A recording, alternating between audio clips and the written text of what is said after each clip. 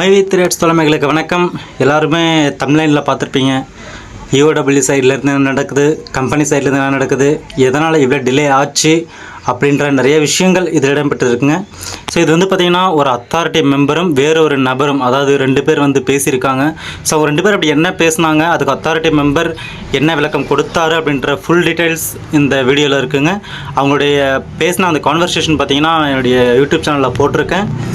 கண்டினியூவாக பாருங்கள். கடைசி வரைக்கும் பார்த்ததுக்கப்புறம் உங்களுக்கு ஏதாவது சந்தேகம் இருந்துச்சுன்னா கண்டிப்பாக கீழே கமெண்ட் பண்ணுங்கள், நான் பதில் சொல்கிறேன்.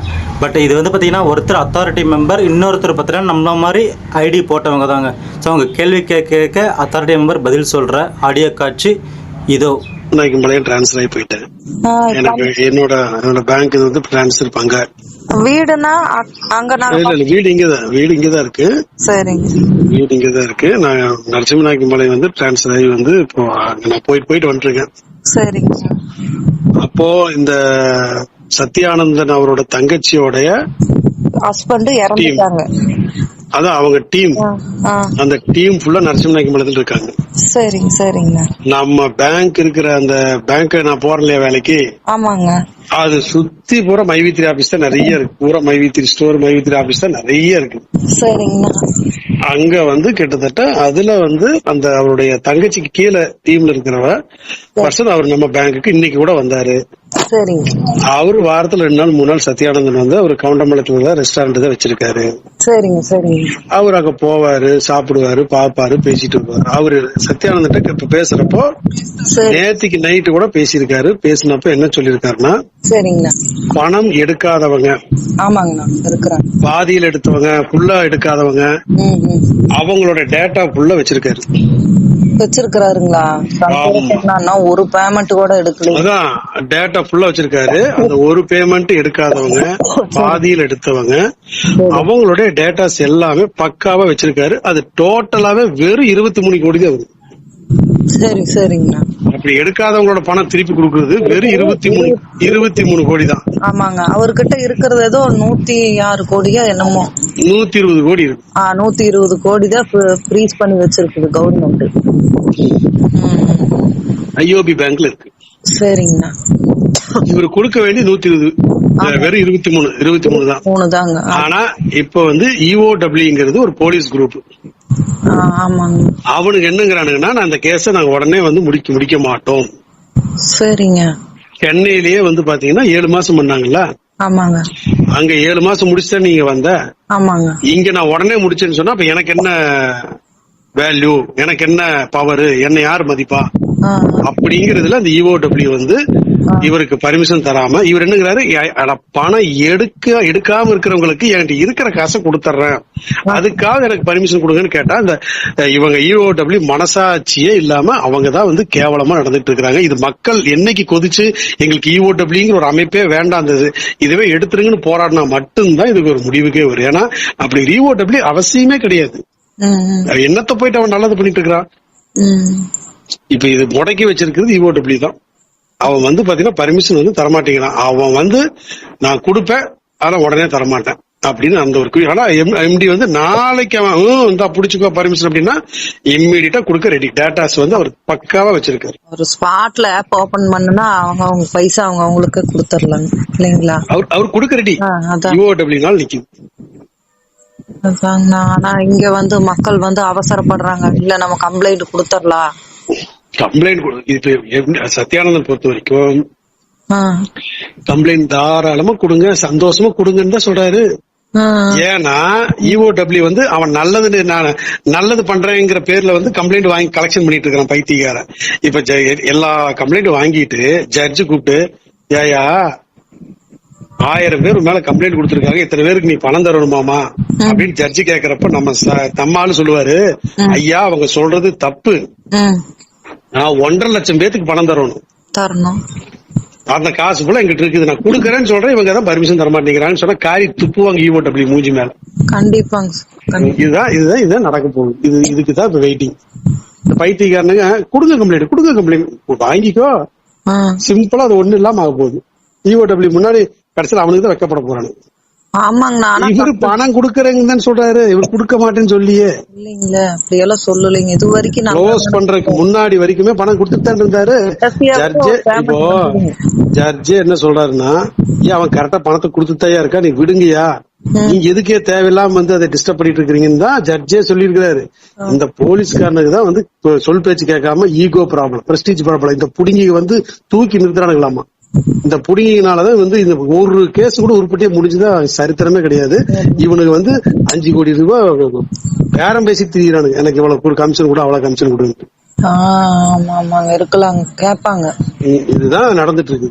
கேட்பாங்க, இவ்வளவு கோடி இருக்குதுன்னு தெரியும் அக்கௌண்ட்ல. இதெல்லாம் ஒரு கவர்மெண்ட் ஒரு மக்களை காப்பாத்திருக்கு. ஒரு மக்களோட சாபமே இந்த போலீஸ்காரங்களை விடாது, அவன் குடும்பம் சந்ததி எதையுமே விடாது. ஏன்னா இவனுக்கு எல்லாத்தோட வயிற்றுச்சலும் கொட்டிட்டு இருக்காங்க. இவனுக்குனாலதான் இந்த நிமிஷம் வரைக்கும் பாதிச்சிட்டு இருக்குது.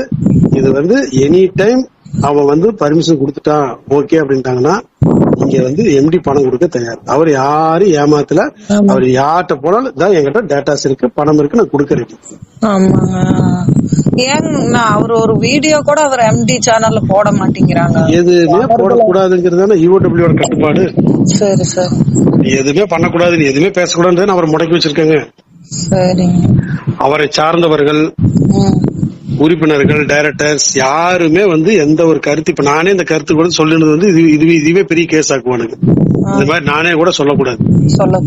ஏன்னா அந்த அளவுக்கு வந்து இந்த பைத்தியக்காரனு என்னத்தை தான் சாதிக்க போறான்னு தெரியல. நியாயமா வந்து நல்லதா பண்ணிட்டு இருக்காரு. நல்லது பண்ணாலே நம்ம கவர்மெண்ட்டுக்கு அது பிடிக்காது. ஆனா இப்போ ஒரு தடவை நம்ம போய் போன வருஷத்துல அந்த சக்தி காலேஜ் கிட்ட போய் அதுதான்ப்பா அந்த மாதிரி ஒட்டுமொத்த கூட்டமும் திரண்டு இந்த இஓடபிள்யூ ஆபீஸ் உண்டு இல்லைன்னா கூடும் ஒரு செங்கல் கூட இல்லாத அளவுக்கு தொலைச்சிட்டு அங்க இருக்கிறவங்க எல்லாத்தையும் தோரணம் கட்டி தலையில கட்டி தொங்க விடணும். நீங்க இந்த மாதிரி மக்களுக்கு நல்லது பண்ற ஆளு நீ எதுக்கே அப்படி எல்லாம் பண்றீங்க, தோரணம் கட்டி தொங்க விட்டு எல்லாம் அடிச்சோம்னா ஆட்டோமேட்டிக்கா இதெல்லாம் ஒரு நல்ல ஒரு பொசிஷனுக்கு வரும். மக்களே வந்து ஏன்னா சட்டம்ங்கிறது மக்களுக்காக தான், மக்கள் நலனுக்காக தான் சட்டம். அந்த சட்டத்துல நீ என்னத்துக்கு நீ வந்து தேவையில்லாம நீ வந்து ஒரு கசப்பு நீ இது பண்ணிட்டு இருக்கிற. அம்பேத்கர் எழுதுற சட்டம் அது நல்ல சட்டம் தான். நீ அதுல ஏன் கரைய பண்ணிட்டு இருக்கிற?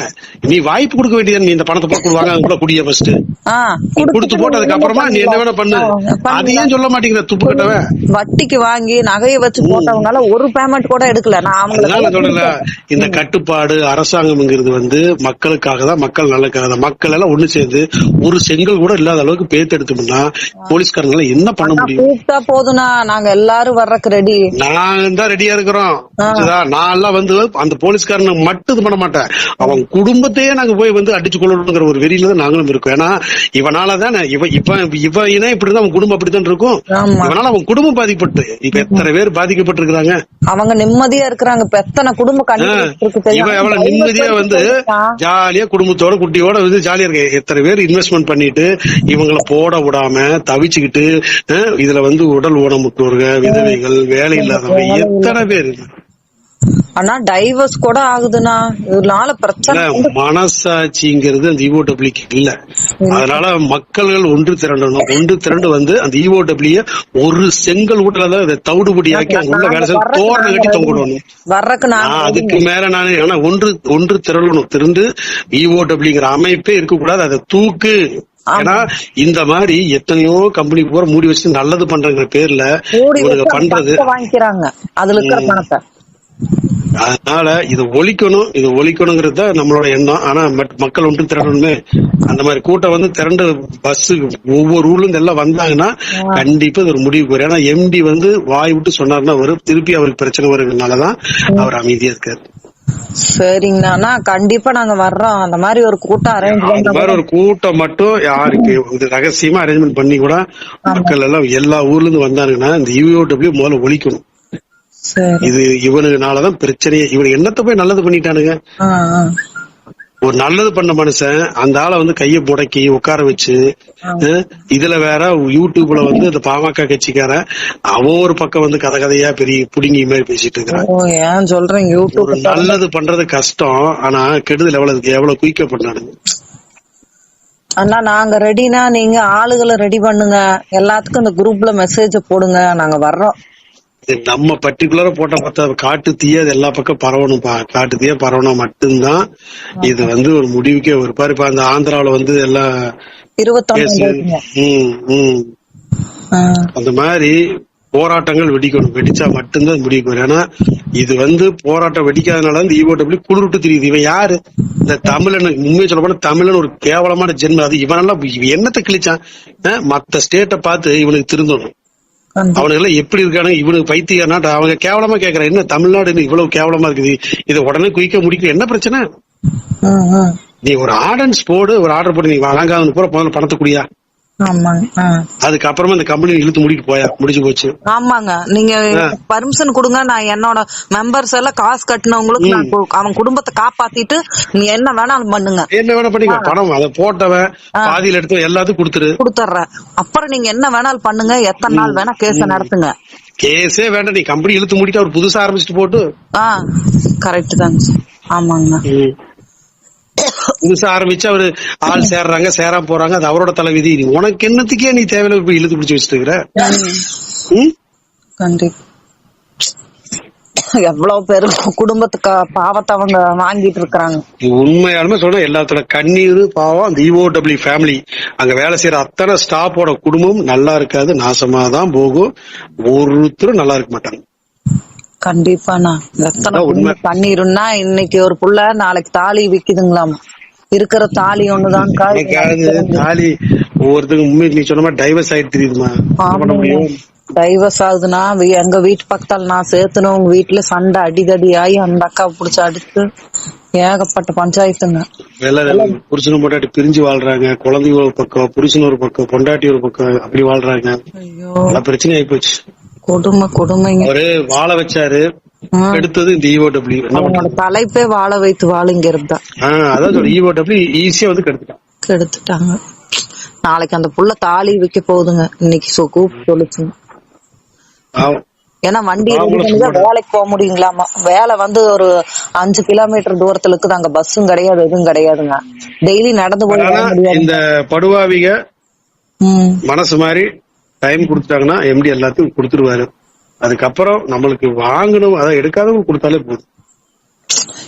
எடுக்காதவங்களுக்கு ஆனா எனக்கு கூட வேண்டாம் தான் நான் சொல்றேன். இன்னும் ஒரு பேமெண்ட் வாங்காம எனக்கு கீழ் 2 பேர் இருக்கிறாங்க, அவங்களுக்கு கொடுத்த போதும். அதுதான் இப்ப அல்ல, அது எல்லாரும் அதுதான் சொல்றாங்க. எனக்கு வேண்டாம். மாற்றம் வரும் நினைக்கிறேன், மாற்றம் வரும், எதிர்பார்ப்போம்.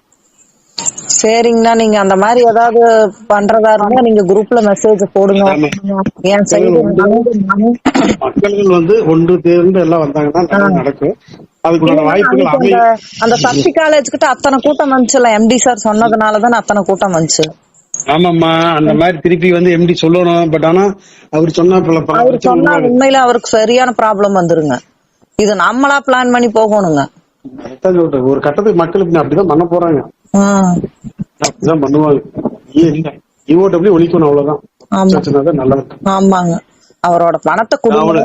அவங்களுக்கு தெரிய மாட்டேங்குது எது நல்லது எது கெட்டதுன்னு தெரிய மாட்டேங்குது. நீங்க சொன்ன மாதிரி அவர் கம்பெனி நடத்தாம கூட க்ளோஸே பண்ணிக்கோங்க.